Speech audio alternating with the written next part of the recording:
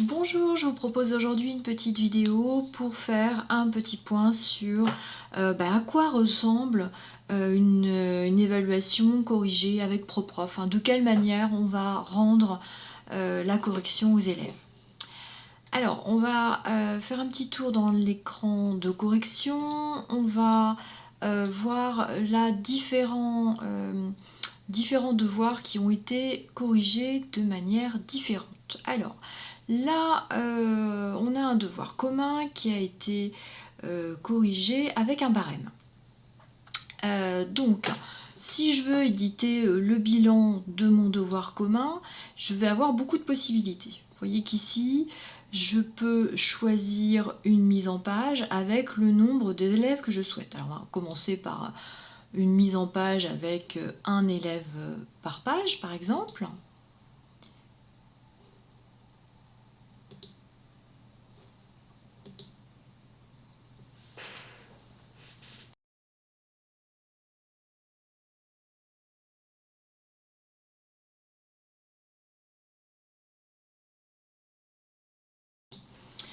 Alors, je continue avec mon devoir commun et je peux vouloir le mettre en page, par exemple, avec 3 élèves par page.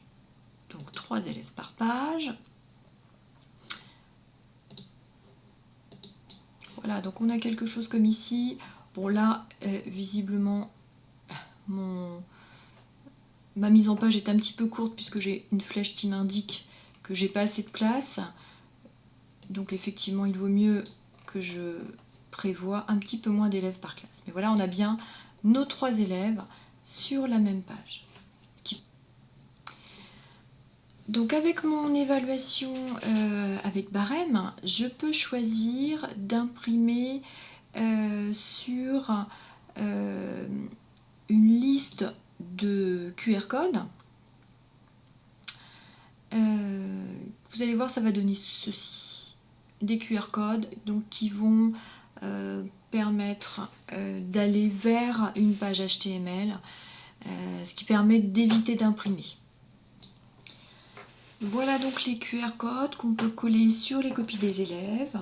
Et puis de la même manière, on peut également avoir directement le lien qui est contenu dans le QR code de la manière suivante. Alors,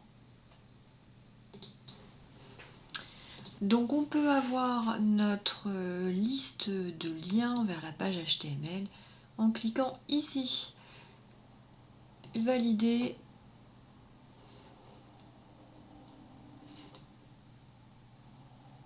Et voilà ce qu'on va obtenir.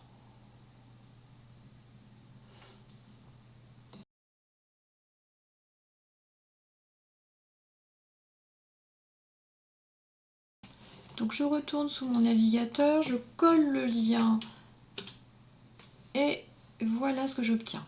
Voilà, donc l'élève qui aura ce QR code sur sa copie pourra scanner le QR code et obtenir la totalité de l'appréciation et du barème grâce au QR code, ou bien si vous envoyez sur l'ENT par exemple le lien, il pourra accéder à ça. Donc ça permet de ne pas avoir besoin d'imprimer et puis de réduire du moins les impressions, et puis ça peut permettre éventuellement de rendre une correction alors que vous ne voyez pas les élèves pendant une longue période, par exemple.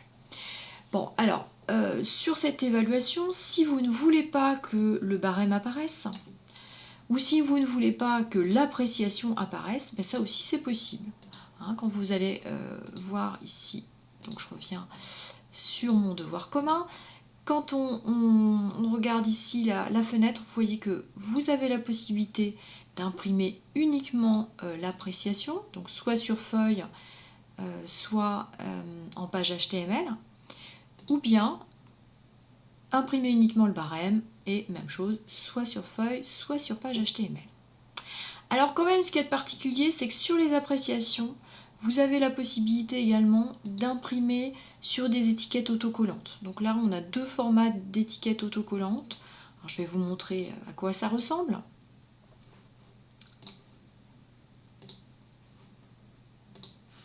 Voilà, ici, Donc voilà, ici, on a uniquement le commentaire. Alors vous voyez que bon, l'étiquette permet plutôt de faire ça pour une petite évaluation, hein. C'est pas tellement adapté pour un gros devoir. Mais c'est une possibilité qui peut être intéressante, hein, qui permet en tout cas de gagner du temps puisque vous allez dicter les appréciations, parce que aussi vous allez pouvoir, donc si je reviens sur mon devoir de tout à l'heure, vous voyez que là j'ai sauvegardé beaucoup de choses. Ouais, voilà, on gagne tout de suite du temps en ayant juste à cliquer, déposer un commentaire qui revient souvent dans les copies. Voilà. Enfin, ma dernière possibilité, on va voir par exemple pour cette évaluation, EC1 et définition, vous voyez que là, j'ai opté pour un commentaire audio. Alors, ce qui ne m'empêche pas quand même d'avoir un barème pour moi, hein, pour comptabiliser les points plus facilement, de garder une petite trace écrite qui me permettra d'avoir un suivi de l'élève et puis de pouvoir faire plus facilement mes appréciations de fin de trimestre. Mais ce commentaire audio, eh bien, je vais pouvoir le rendre à l'élève en cliquant sur cette partie-là. Et là aussi, je vais choisir soit d'éditer des QR codes pour coller le QR code sur la copie, soit d'éditer une liste de liens que je vais pouvoir envoyer à l'élève. Donc même système que pour la page HTML. Alors ce qu'il faut savoir aussi pour ces fichiers audio, c'est que les fichiers audio sont conservés pendant 90 jours. Donc c'est l'équivalent d'un trimestre, ça permet déjà un temps suffisant pour pouvoir retravailler sur l'évaluation si l'élève le souhaite. Voilà, on a fait un petit tour des fonctionnalités actuellement sur ProProf. Il y a plein d'autres choses qui vont venir parce qu'on a plein d'idées pour permettre de s'adapter aux demandes des différentes matières et aux demandes des différents niveaux d'enseignement. N'hésitez pas à nous faire des retours si besoin et à utiliser tout ça pour gagner du temps et pour être plus disponible pour ce qui est vraiment le cœur de votre métier, pour le contenu des cours.